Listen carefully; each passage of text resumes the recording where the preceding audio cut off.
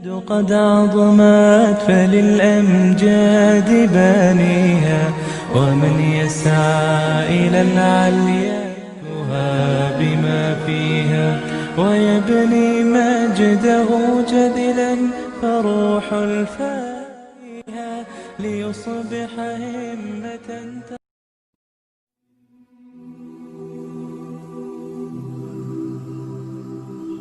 Istriku tetap berusaha untuk meyakinkannya, tetapi tidak ada hasilnya.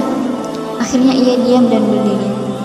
Aku menoleh kepadanya dan mengulangi perkataanku sebelumnya. Wahai istriku yang terhormat, Allah tidak akan memberikan beban kepada seseorang kecuali sesuai dengan kemampuannya. Dan kita dalam keadaan darurat. Sampai kapan kita berkeliling di kantor-kantor pengurusan paspor? Dia menjawab, wahai suamiku, barang siapa yang bertakwa kepada Allah, niscaya dia adakan baginya jalan keluar, dan dia karuniakan kepadanya rezeki dari arah yang tak diduga-duga. Perdebatan antara aku dengan istriku semakin sengit. Direktur pengurusan paspor itu pun marah dan kami diusir dari kantornya. Kami keluar sambil menyeret langkah-langkah kami. Perasaanku antara kasihan dan marah kepada istriku. Kami pun pergi untuk saling mempelajari perkara ini di kamar kami. Aku berusaha untuk meyakinkannya, akan tetapi istriku berbalik, tetap bersungguh-sungguh untuk meyakinkanku sampai larut malam. Kami pun salat Isya. Pikiranku tetap risau dengan musibah ini. Kemudian kami makan malam seadanya, lalu aku letakkan kepalaku untuk tidur. Wahai suamiku, bagaimana engkau bisa tidur? Ketika ia melihatku seperti itu, wajahnya berubah, lalu menoleh kepadaku seraya berkata, wahai Khalid suamiku, engkau akan tidur? Aku menjawab, iya, apakah engkau tidak merasa capek? Ia berkata, subhanallah, dalam kondisi yang sulit ini engkau bisa tidur? Kita sedang melewati saat-saat yang kita harus lari kepada Allah. Bangun dan mohonlah kepada Allah dengan bersungguh-sungguh, karena ini adalah waktu untuk memohon. Bangunlah wahai suamiku Khalid. Aku pun bangun dan salat sesuai dengan yang Allah kehendaki untukku. Kemudian aku tidur. Adapun dia, istriku, tetap berdiri untuk sholat dan sholat. Setiap kali aku terbangun dan melihatnya, aku dapati dia masih dalam keadaan rukuk, sujud, berdiri, berdoa, atau menangis sampai terbit fajar. Kemudian ia membangunkanku seraya berkata, wahai suamiku, bangunlah, telah masuk waktu fajar, mari kita salat berjamaah. Aku pun bangun, berwudu dan salat berjamaah. Kemudian istriku tidur sejenak. Setelah matahari terbit, dia terbangun dan berkata, mari kita pergi ke kantor pengurusan paspor. Aku berkata kepadanya, wahai istriku, kita akan pergi ke kantor. Dengan argumen apa? Mana foto-fotonya? Kita masih belum memiliki foto-foto itu. Istriku berkata, marilah kita pergi dan berusaha. Jangan putus asa dari rahmat Allah. Kami pun pergi. Demi Allah, ketika kaki-kaki kami menginjak lantai ruang pertama kantor pengurusan paspor, dan mereka melihat istriku yang sudah mereka ketahui sebelumnya dengan hijabnya itu, tiba-tiba salah seorang petugas memanggil, engkau Fulanah? Istriku menjawab, iya benar. Petugas itu berkata, ambillah paspormu. Dan ternyata paspor itu telah beres, lengkap dengan foto-fotonya yang berjilbab. Aku merasa gembira. Lalu ia menoleh kepadaku seraya berkata, wahai suamiku, bukankah telah aku katakan kepadamu, barang siapa yang bertakwa kepada Allah, niscaya dia adakan baginya jalan keluar. Tatkala kami ingin keluar, petugas itu berkata, kalian harus kembali ke kota yang kalian datangi pertama kali, agar paspor Anda distempel di sana. Kami pun kembali ke kota yang pertama, dan aku berkata dalam hatiku, ini adalah kesempatan untuk mengunjungi keluarganya sebelum kami meninggalkan Rusia. Akhirnya kami sampai kami menyewa sebuah kamar. Kemudian kami menstempel paspor tersebut. Perjalanan yang penuh siksaan. Kami pergi mengunjungi keluarganya. Ternyata rumah itu nampak kuno dan sederhana. Nampak jelas ada tanda-tanda kemiskinan di sana. Kami mengetuk pintu rumah tersebut, dan yang membukakan pintu adalah kakak laki-lakinya yang tertua. Ia seorang pemuda yang kekar otot-ototnya. Istriku gembira dapat bertemu dengan kakaknya. Ia membuka wajahnya dan tersenyum serta mengucapkan selamat berjumpa kepada kakaknya. Adapun sang kakak ketika pertama kali melihat adiknya, wajahnya terlihat gembira dengan kepulangannya yang selamat, tapi bercampur heran karena pakaiannya yang serba hitam dan menutup semuanya. Istriku masuk sambil tersenyum dan memeluk saudaranya. Aku pun ikut masuk di belakangnya dan duduk di ruang tamu. Aku duduk seorang diri, adapun dia terus masuk ke dalam rumah. Aku mendengar mereka berbicara dengan bahasa Rusia. Aku tidak paham sama sekali, tetapi aku perhatikan ada suara mereka semakin meninggi dan keras. Logatnya pun berubah. Teriakan mulai meninggi. Tiba-tiba mereka semua meneriaki istriku, sementara ia membela diri dan menyanggah perkataan mereka.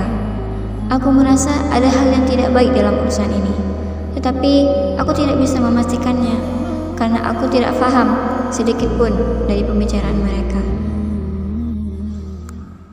Tiba-tiba suara mereka semakin mendekat ke ruang tamu, di mana aku berada di situ. Kemudian keluarlah 3 orang pemuda dipimpin oleh seorang yang agak tua menemuiku.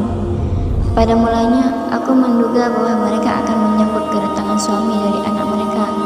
Ternyata mereka menyerangku seperti binatang buas. Tiba-tiba sambutan berubah menjadi pukulan-pukulan dan tamparan-tamparan. Aku berusaha untuk membela diri dari serangan mereka. Aku berteriak dan minta tolong hingga habis kekuatanku. Aku merasa di rumah inilah akhir hidupku. Mereka semakin menghujaniku dengan pukulan-pukulan. Sementara itu, aku berusaha menoleh ke sekitarku. Aku berusaha mengingat-ingat dari pintu mana aku tadi masuk supaya aku bisa keluar. Ketika aku melihat pintu, aku segera bangkit membuka pintu dan kabur. Sementara mereka mengejar di belakangku. Aku masuk di tengah kerumunan orang hingga tersembunyi dari mereka. Kemudian aku menuju ke kamarku yang kebetulan tidak jauh dari rumah itu. Aku berdiri membersihkan darah dari wajah dan mulutku. Aku melihat diriku, ternyata pukulan dan tamparan itu meninggalkan bekas pada kening, pipi dan hidungku. Darah mengalir dari mulutku. Pakaianku robek. Aku memuji Allah yang telah menyelamatkanku dari binatang-binatang buas tersebut. Tetapi aku berkata dalam hati, aku telah selamat. Bagaimana dengan istriku? Wajahnya terbayang-bayang di hadapanku. Apakah ia juga menerima pukulan dan tamparan sepertiku? Laki-laki saja hampir-hampir tak sanggup menghadapinya. Sementara ia adalah seorang wanita. Apakah ia mampu menanggungnya? Aku khawatir wanita yang lemah itu roboh. Inikah saatnya perpisahan? Syaitan mulai bekerja dan membisikkan kepadaku. Ia akan tetap dari agamanya dan kembali menjadi Kristen. Lalu engkau akan kembali ke negerimu seorang diri. Aku jadi bingung. Apa yang harus ku perbuat? Di negeri ini kemana aku harus pergi? Apa yang mesti aku lakukan?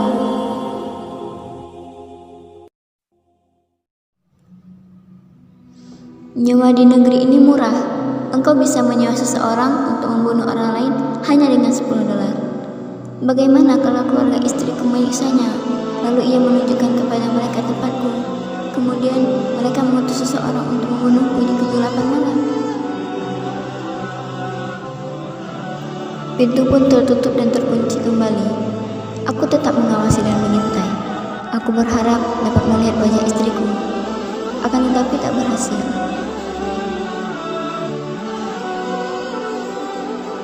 Aku terus mengawasinya sampai berjam-jam. Kemudian para laki-laki yang pergi itu kembali dari pekerjaan mereka dan memasuki rumah mereka. Aku merasa lelah, lalu kembali ke kamarku. Pada hari kedua, aku pergi mengawasi kembali. Akan tetapi, aku tidak melihat istriku. Pada hari ketiga pun sama. Aku sudah putus asa atas kehidupannya. Aku menduga ia sudah mati karena kerasnya siksaan atau dibunuh. Akan tetapi, seandainya ia telah mati, tentu paling tidak akan terlihat kesibukan di rumah itu. Akan ada yang datang untuk melayat atau menjenguk. Akan tetapi ketika itu, aku tidak melihat sesuatu yang aneh sedikit pun. Akhirnya aku meyakinkan diriku bahwa istriku masih hidup dan kesempatan untuk bertemu masih ada. Aku mengunci kamar. Aku tetap merasa takut dan cemas sampai pagi.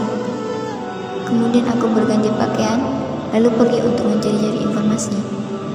Aku lihat rumah mereka dari kejauhan. Aku mengawasinya dan mengikuti apa yang terjadi di situ. Akan tetapi, pintunya tertutup. Aku terus menunggu.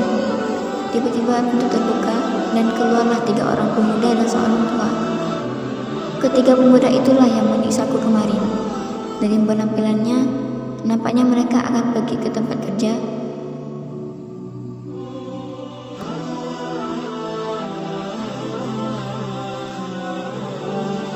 Pertemuan. Pada hari yang keempat, aku tidak sabar untuk duduk di kamarku. Lalu aku pergi untuk mengawasi rumah mereka dari kejauhan. Ketika para pemuda itu pergi bersama ayah mereka ke tempat kerjanya seperti biasa, sementara aku tetap mengawasi dan berharap. Tiba-tiba pintu terbuka dan ternyata wajah istriku terlihat dari balik pintu.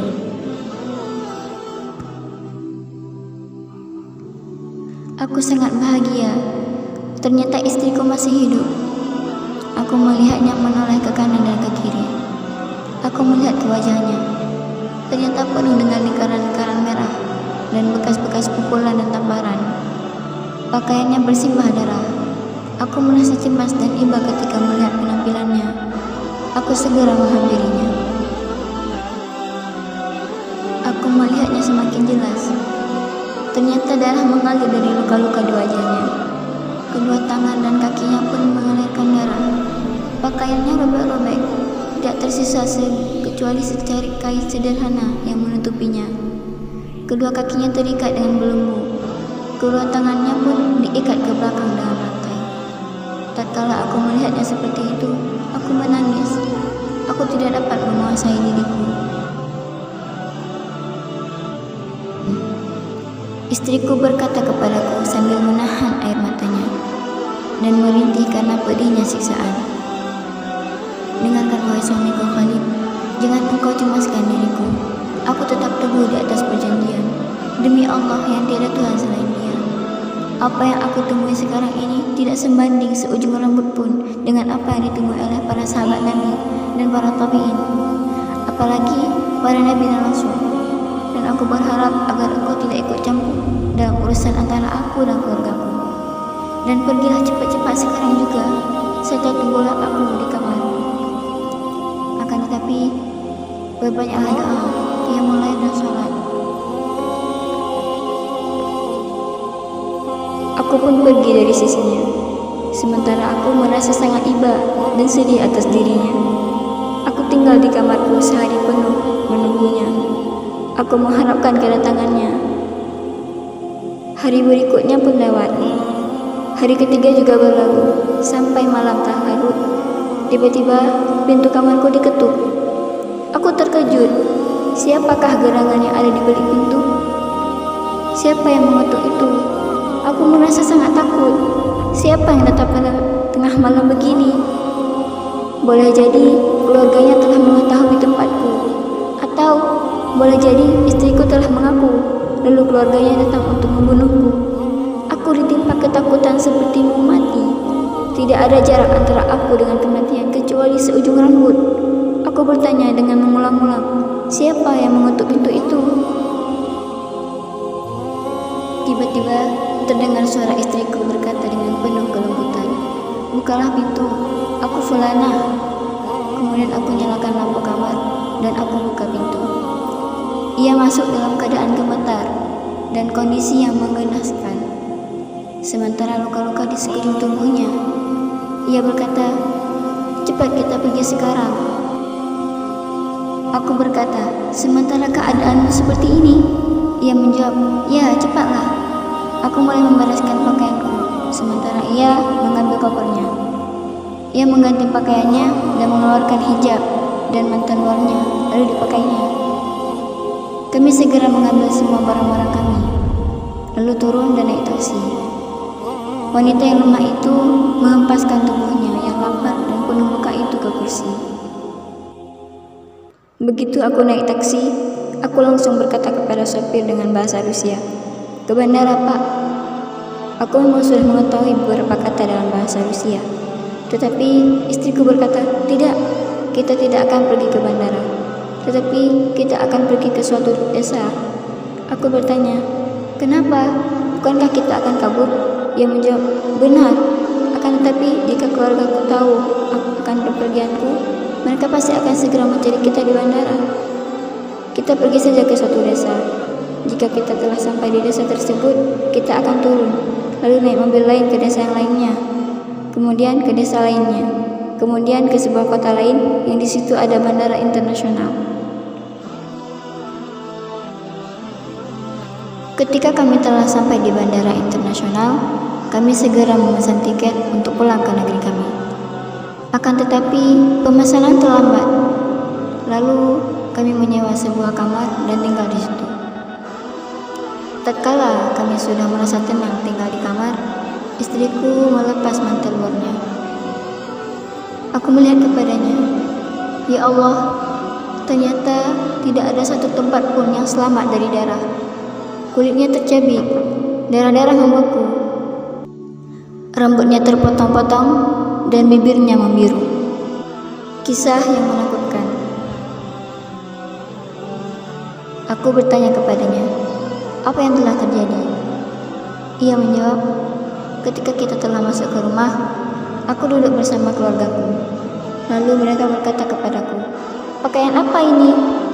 Aku menjawab, 'Ini adalah pakaian Islam.' Mereka berkata, 'Siapakah laki-laki itu?' Aku menjawab, 'Dia suamiku. Aku telah masuk Islam dan menikah dengan laki-laki tersebut.'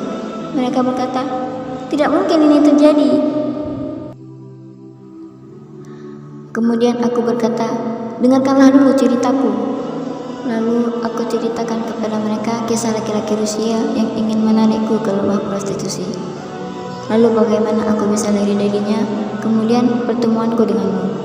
Mereka berkata, 'Seandainya engkau menempuh jalan prostitusi, tentu lebih kami sukai daripada engkau datang kepada kami sebagai muslimah.' Mereka juga berkata kepadaku, 'Sekali-kali engkau tidak akan bisa keluar dari rumah ini, kecuali sebagai wanita Kristen Ortodoks atau mayat yang kaku.' Sejak saat itu, mereka menyiksa dan memukuliku. Kemudian mereka menuju kepadamu dan memukulimu, sementara aku mendengar mereka memukulimu dan engkau berteriak minta tolong. Sedangkan saat itu, aku dalam keadaan terikat. Dan ketika engkau berlari, saudara-saudaraku kembali kepadaku dan menumpahkan cacian serta cercaan kepadaku. Kemudian mereka pergi dan membeli rantai belenggu. Dengan rantai belenggu itu mereka mengikatku. Mereka mulai mencambukku. Aku merasakan cambukan yang meninggalkan bekas. Mereka mencambukku dengan cambuk-cambuk yang aneh dan asing. Setiap hari pemukulan dimulai ba'da asar sampai tiba waktu tidur. Adapun di pagi hari, ayah dan saudara-saudaraku pergi ke tempat kerja, sedangkan ibuku di rumah. Nah, inilah waktu istirahatku satu-satunya. Tidak ada di sampingku selain adik perempuanku yang berumur 15 tahun. Ia mendatangiku dan menertawakan keadaanku. "Percayakah engkau bahwa hingga tidur pun aku dalam keadaan pingsan? Mereka mencambukku sampai aku pingsan dan tertidur. Mereka hanya menuntut dariku agar murtad dari Islam. Tetapi aku menolaknya dan berusaha keras untuk bersabar. Setelah itu, adik perempuanku mulai bertanya kepadaku, 'Kenapa engkau tinggalkan agamamu, agama ibu, ayah, serta kakek-kakekmu?' Aku berusaha berusaha untuk meyakinkannya. Aku jelaskan kepadanya tentang din ini. Aku terangkan tentang tauhid. Lalu ia pun mulai merasa puas dan terkesan. Gambaran tentang Islam mulai jelas di hadapannya. Tiba-tiba aku terkejut ketika ia berkata, "Engkau di atas kebenaran. Inilah agama yang benar. Inilah agama yang seharusnya aku anut juga." Kemudian ia berkata kepadaku, "Aku akan membantumu." Aku menjawab, "Jika engkau ingin membantuku, maka bantulah aku untuk menemui suamiku." Adik perempuanku mulai melihat dari atas rumah. Lalu ia melihatmu sedang berjalan. Ia segera berkata kepadaku, "Sesungguhnya aku melihat seseorang laki-laki yang begini dan begitu ciri-cirinya." Aku berkata, "Dialah suamiku. Jika engkau melihatnya, maka bukakanlah pintu untukku agar aku bisa berbicara kepadanya." Dan benar, ia pun membukakan pintu. Lalu aku keluar dan berbicara kepadamu. Akan tetapi, aku tidak bisa keluar menghampirimu, karena aku dalam keadaan terikat dengan 2 rantai belenggu yang kuncinya dipegang oleh saudaraku. Dan rantai yang ketiga diikatkan ke salah satu tiang rumah, agar aku tidak bisa keluar. Kuncinya dipegang oleh adik perempuanku ini, dan akan dibukanya bila aku hendak ke kamar mandi. Ketika aku berbicara kepadamu waktu itu, dan aku meminta kepadamu agar tetap tinggal sampai aku datang, keadaanku masih terikat dengan rantai belenggu. Lalu aku mulai meyakinkan adik perempuanku tentang Islam. Maka ia pun masuk Islam dan ingin berkorban dengan pengorbanan yang lebih besar dari pengorbananku. Ia pun memutuskan untuk melepasku agar bisa keluar rumah. Akan tetapi, kunci-kunci rantai belenggu dipegang oleh saudaraku, dan ia sangat menjaganya. Pada hari tersebut, adik perempuanku menyiapkan untuk saudara-saudaraku kamar yang kental dan berat. Lalu mereka pun meminumnya sampai mabuk berat dan tidak sadar sama sekali. Kemudian adikku mengambil kunci tersebut dari kantong saudaraku dan membuka yang terantai belenggu itu dariku. Lalu aku datang menemuimu pada kegelapan malam itu. Aku bertanya kepada istriku, "Bagaimana adik perempuanmu? Apa yang akan terjadi dengannya?" Ia menjawab, "Tak masalah, aku sudah meminta kepadanya agar merahasiakan keislamannya sampai kita bisa memikirkan urusannya. Kita berdoa mudah-mudahan adikku tumbuh di atas din Allah."